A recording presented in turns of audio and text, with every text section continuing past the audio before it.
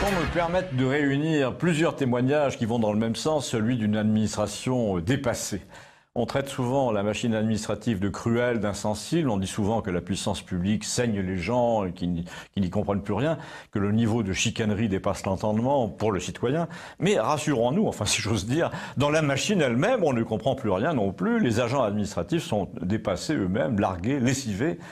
Il faudrait tout de même se rendre compte que ce n'est pas, enfin pas toujours, par paresse, par nonchalance, que les agents de l'État ont 8 mois de retard dans leurs tâches, par exemple dans la publication des hypothèques, 3 semaines de retard sur l'énumération du cadastre, que les trésoreries payent avec 3 mois de retard. Je tiens tous ces chiffres d'un géomètre qui ne sait plus à quel saint se vouer, mais il me raconte ce qu'il me raconte peut être appliqué à bien d'autres fonctionnaires. Prenons le cas du facteur, par exemple. Cette fois, c'est le facteur de la grosse commune du sud de Paris dont dépend le vieux médecin dont je m'occupe en ce moment. 1 fois par mois environ, ce facteur laisse un mot dans la boîte selon lequel il y a un recommandé à aller chercher au bureau de poste.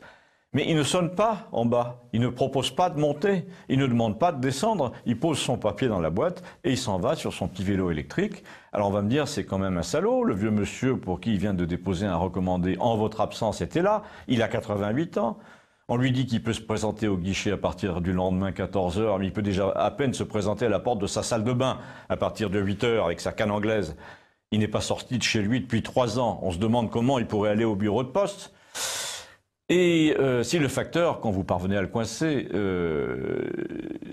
vous répond, il vous explique que c'est pas son problème, mais que c'est pas uniquement par égoïsme, c'est aussi parce que, au sens propre, il a en effet d'autres problèmes à régler, comme par exemple arriver à tenir l'emploi du temps de plus en plus serré que lui impose son chef de service, le volume de ce qu'il y a à distribuer, l'étendue géographique du secteur qu'on lui attribue.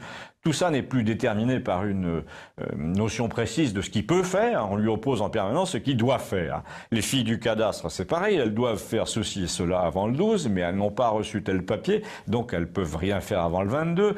Et à l'autre bout de la chaîne, le cabinet du géomètre, là, qui emploie 5 personnes et qui doit les payer, ne peut pas faire son travail. Et il doit payer ses employés sans avoir reçu de paiement lui-même. Bon, alors on va pas énumérer tous les cas particuliers, ils sont innombrables, j'en reçois 10 par jour, mais nous allons tirer de tout ça une observation générale. Si vous remontez la cascade des exigences impossibles à tenir, vous arrivez à 12 personnes à Paris dans l'entourage d'un ministre ou du président qui décrètent qu'on va le faire, qu'il faut le faire, il n'y a pas de raison. On appelle ça les réformes, hein, même si ça écrase la vie des gens. Ce sont des gens avec qui vous vivez tous les jours. Je veux dire, moi, je vis avec le facteur, je lui parle, je vis avec le géomètre, je vis avec le vieux monsieur qui ne peut pas aller à la poste. Mais pour mon malheur, comme je vous l'ai expliqué, je vis aussi 2 ou 3 fois par mois avec des énarques de mon âge qui reçoivent à leur table d'autres énarques de 30 ans et qui dédaignent absolument, avec commisération, avec un mépris navré, tout ce qui remonte du terrain, notamment par ma bouche, en disant « halte au misérabilisme ». Ben voilà, en gros, la parole de ce que les Américains appellent « the real people », les vrais gens, n'est plus perçue que comme une gêne, comme un élément indésirable quand on veut faire des réformes. Et quand, après 3 verres, vous grattez un peu, quand vous demandez « mais qu'est-ce qui vous oblige à pressurer le peuple à ce point-là » Eh bien, la réponse est toujours « Bruxelles ». Vous en tirez les conclusions que vous voulez, mais moi c'est fait.